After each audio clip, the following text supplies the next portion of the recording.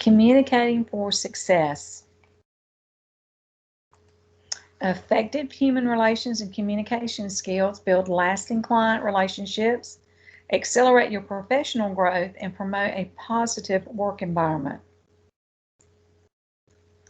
Respond instead of reacting. Again, we're talking about keeping those emotions in check. Look at your temperament. Believe in yourself. You need to talk less, listen more, and be attentive.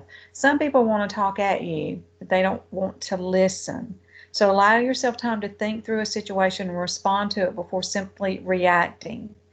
Take a look at your temperament. Make sure clients feel that your interaction is a positive experience and trust your judgment. Uphold your values and stick to what you believe is right.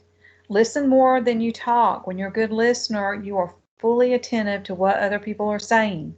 Being attentive means giving each client what they need and want in terms of communication and attention. So some golden rules of communication. We need to project a professional demeanor at all times. Smile often. Be aware of your body language. Body language can affect your relationship with a person just as much as words. Always remember that listening is the best relationship builder. Speak clearly, loudly, enough for people to hear. Don't mumble, and use proper English. That's one of the reasons in the diploma program, we have you take core classes to help you be a more well-rounded individual and to have honed in on these skills as far as English and math and the employability class and the computer class, because it'll make you more successful in the long run. You can communicate using words, voice inflections, facial expressions, body language, and visual tools. So as we talked earlier, the tone of your voice is just as important as what you're saying, because dependent on the way your voices sound, if your tone or your volume is raised, if you're really emphasizing on certain words, it can come across as sarcasm. So be mindful of that, and don't take something that may have happened at home out on a client or a coworker. Be polite, genuinely friendly, and inviting. This is what's going to bring people back to your chair. Be consistent, always having a positive attitude. Always introduce yourself. Introduce clients to people that may have interactions while in the salon, including potential providers for other services such as skincare or nail services. Always introduce yourself. Let me expand on that one. I get a lot of phone calls, and I answer the phone. Cosmetology, Miss Ellis. I need to register for my classes. Okay, well, whom am I speaking to? Introduce yourself first, and that seems to be a skill that's kind of gone away a little bit. It needs to come back because we're in such a point and click society now. But when you call someone on the phone and they don't know you, they don't know your voice, tell them who you are first. You can do a client intake form. This is a questionnaire. You can get their contact information. As they go through obtaining services, you can document what products they have purchased or used, or something they were using at home, what their preferences are on hair, skin, and nail needs, their lifestyle. Maybe they're sporty, maybe they're more classic, maybe they are high maintenance and they like having a lot of steps and things to do in their routine. Certain situations, if they're getting skin services, nail services, and even some medications can interfere with hair chemicals. So try to make sure that they're not anything that can cause an issue. Any known medical issues, for instance, an example would be if they're getting a pedicure and they're diabetic. Well, they have circulatory issues, so a wound can be a big deal to them. And things can have contraindications, pertaining to hair services too, and skin. So make sure you share or ask if there's anything that would cause an issue. Skin or scalp disorders. If you see anything that you are wary of, when in doubt, don't. If there's an abrasion on the scalp and they're coming in for a relaxer, you're not going to do it. You can't do that type of chemical over a wound. You can't do color over a wound. If there is a rash or something, you need to tell them to seek medical attention first. If they have any allergies or sensitivities, some women are allergic to the hair color, the permanent hair color. They can do, I've known a girl that she could do anything off scalp, for example, in foils, but she could not do all over color. Her face swelled up, she broke out in welts, she was allergic. You want to keep a record of the services because you think you'll remember, well, last time when I did Jones color, we did this and this. But as time moves on and hopefully you get busier and busier, you can't remember. You can't retain all that. So make sure you're documenting this so you'll know what you did last time and if you need to tweak it, and also any products that have been purchased or used.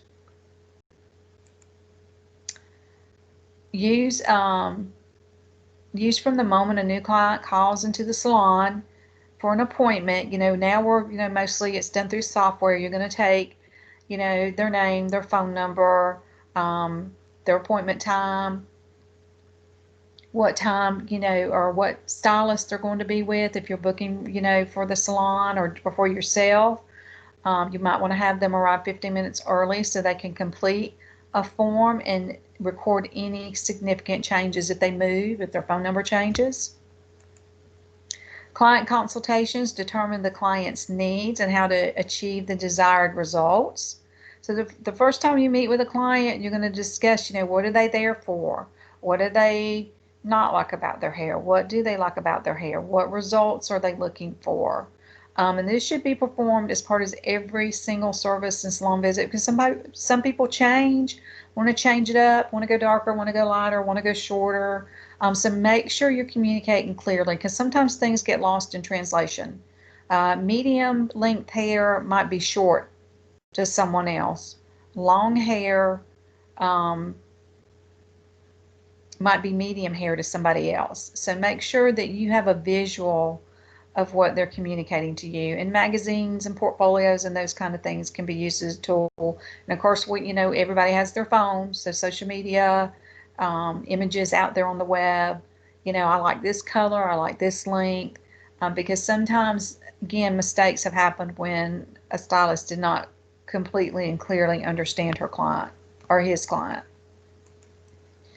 So preparing for the client consultation, you want to have a variety of styling books or digital images, show a variety of style options, links, haircuts, color, have a portfolio of your work on hand. You can do a swatch book or a swatch ring is a great tool for discussing hair color options. And every color line has a swatch book that either it comes free if you purchase X amount of color or, it's something you can purchase separately. You just have to remember, with those swatches, that a lot of times they're done on white hair. Some of them will be shaded, like one side will be done on white hair and the other side would have been done on pigmented hair because that makes a difference in your final result. So make sure you understand that and show that, or explain that to your clients if you're looking at color. So the consultation area should be clean, uncluttered, contain a mirror. You can review your intake form. You can perform a needs assessment. You can determine and rate the client's preferences. You can analyze their hair and review their lifestyle. If somebody's sporty and they're running every day and sweating out, they don't need high maintenance hairstyle that's got to be blown out or then curled. They want something that's, I got to get in there, quick blow dry, go.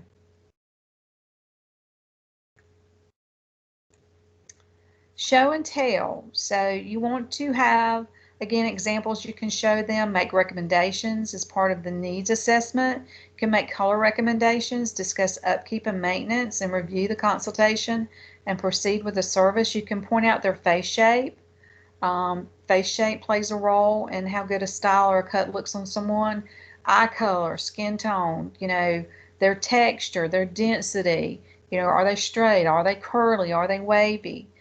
Do they have a lot of cowlicks or a lot of eccentricities in their hair? And of course, you want to discuss upkeep and maintenance and review. So after the service, you can record the results on a service card.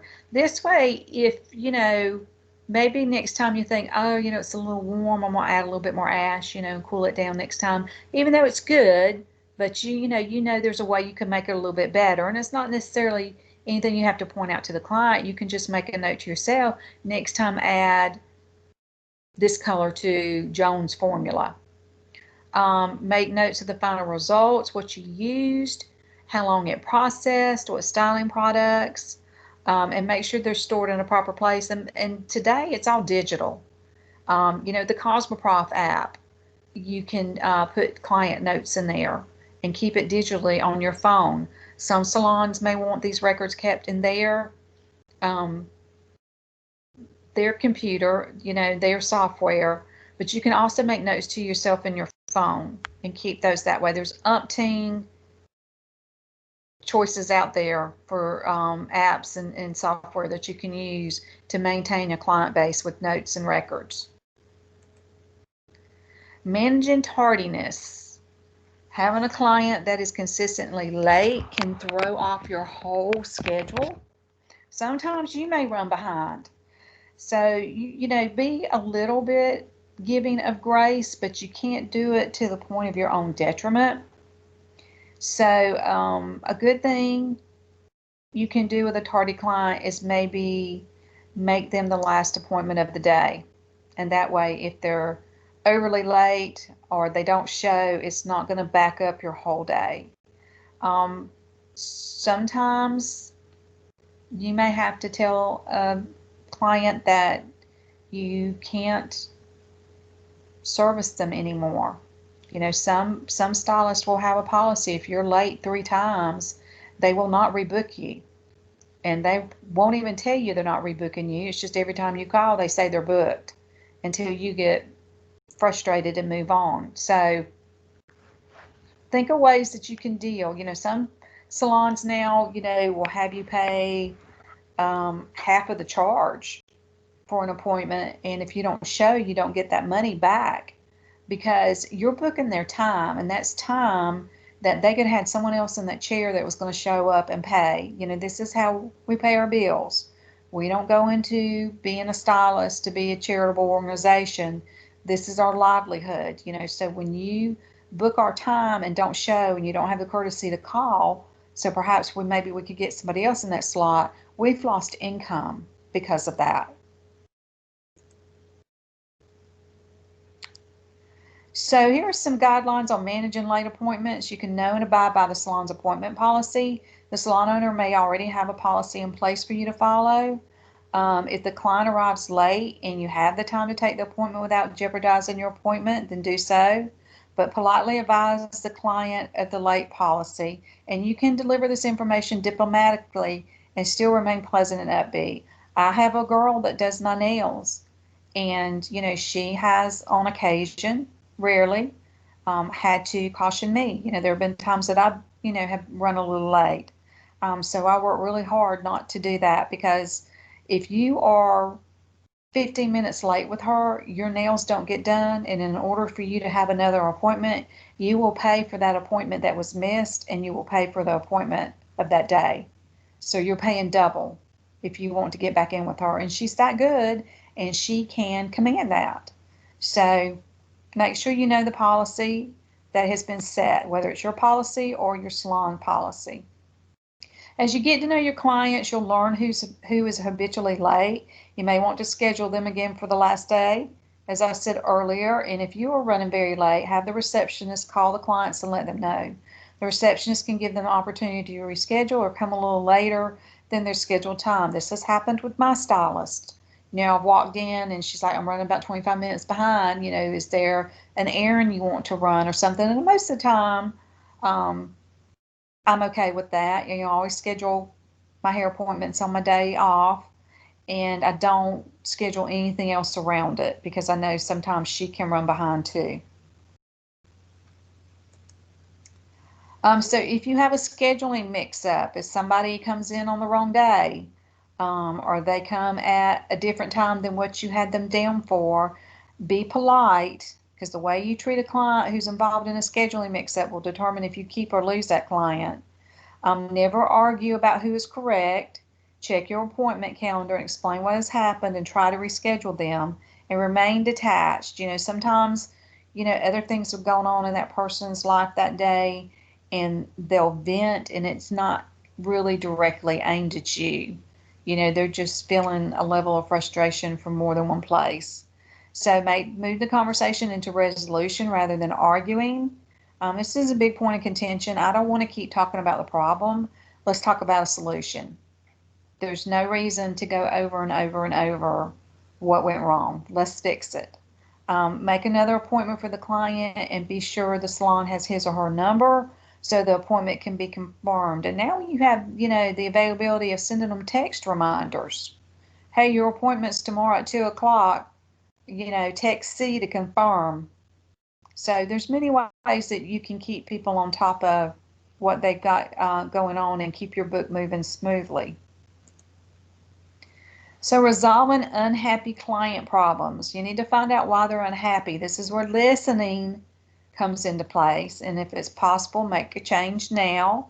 If the problem cannot be fixed, honestly and tactfully explain why. Try to offer other options that minimize the client's disappointment, and never argue with the client or try to force your opinion. So maybe they show up late for a haircut and your other client's already there and you can't take them, but your coworker who's doing manicures and pedicures is sitting over there doing nothing. Well, I'm so sorry we can't get your haircut in today, but Nancy is free. How about a pedicure? Would you like to use your time to get a mani and a pedi? And sometimes they go, yeah, that's a good idea. So they don't feel like they wasted their effort and their time coming up there, and they leave happy because their nails look good, and you can get them booked in for another time.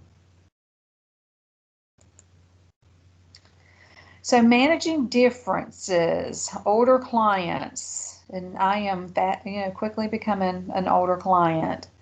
So everyone has a decade, a culture they grew up in, and there were behaviors that were considered acceptable, maybe some not acceptable, and you need to be respectful of this and other people.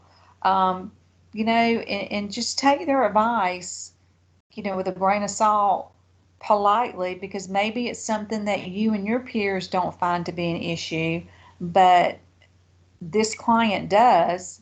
And during their day and time, that was just not something one did. And chewing gum would be a good example. It's really not a good idea to chew gum in front of a client. If you need to freshen your breath, use a mint. Don't use slang. Use yeah instead of yes, and say please and thank you.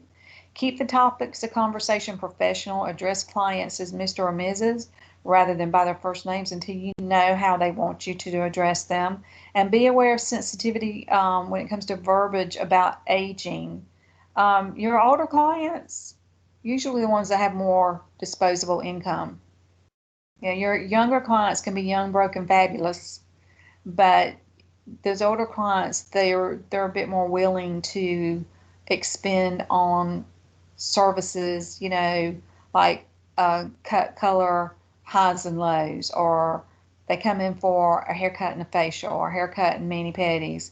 So don't dismiss your more mature client, and just be respectful of how they prefer to communicate, and know when you can and can't do something. Answering your phone in front of a client, I have a big problem with that. I'm paying for your time. Your phone needs to wait.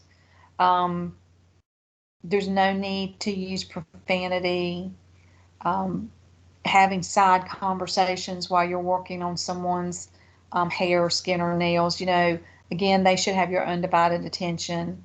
Discussing personal matters, maybe with your stylist friend next to you, maybe your husband made you mad that morning. That's not it. That's not appropriate. So the more you maintain yourself as a professional, the more respected as a stylist you'll become. Relate to their image needs, but don't act too much like a peer. Maintain a professional demeanor. Again, avoid using slang. If the word is fashion related and your client uses it, you can too, indicating that you understand and are aware of current trends. Never use cultural slang words or regionalisms you do not fully understand. And when in doubt, ask. Because again, one thing that's acceptable to one person may be unacceptable to another. If you're not sure what an expression means, you can say, I've never heard that expression before. What exactly do you mean?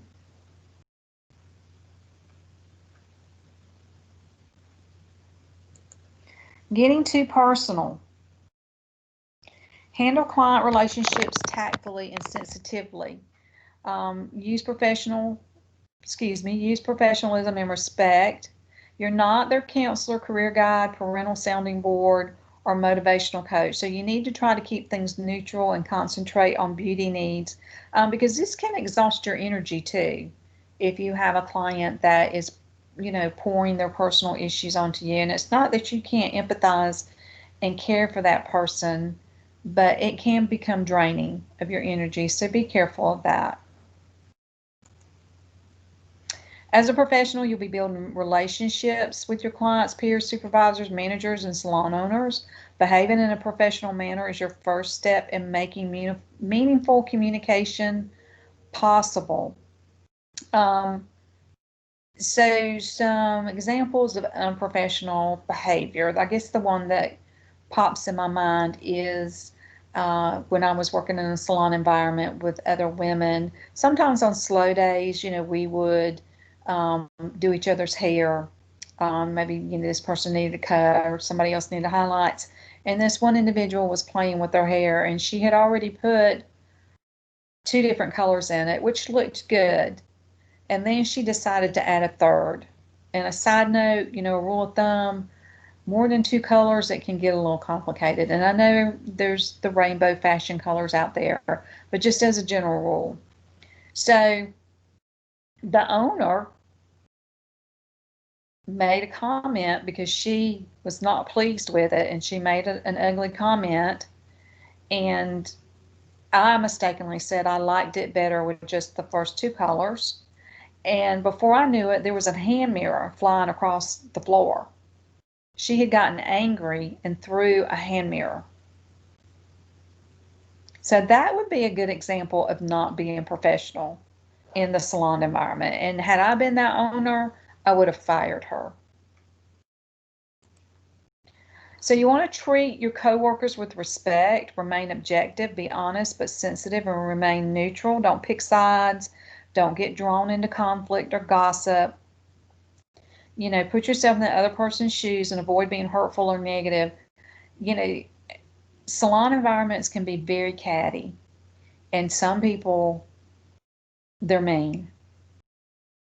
Try not to be one of those people.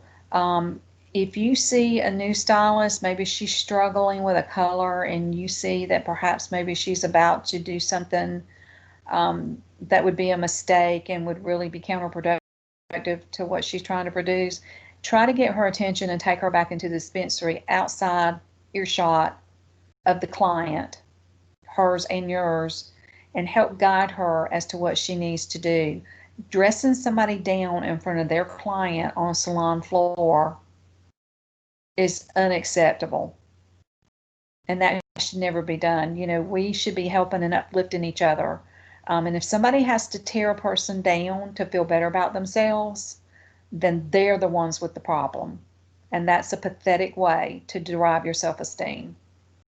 And I have seen it happen, so don't be one of those people. Avoid gossip. You can only make problems worse when you participate, because it's just as damaging to you as it is the object of the gossip, because the person that you're gossiping with, next they'll be gossiping about you, and they're going to tell what you said in their gossipy conversation, and it's going to shine you in a bad light. You need to seek help from someone you respect. Don't take things personally. Don't bring your private life into the salon, because again, people are going to talk. You think you can trust Susie, and you've had something go on in your home, and the next thing you know, Susie's told everybody in that salon. and people can be critical and harsh with their opinions and not very understanding. So the best thing you can do is not put your business on the street. When you're communicating with your managers, be a problem solver. Get your facts straight, be open and honest, don't gossip or complain, and you need to be open to constructive criticism.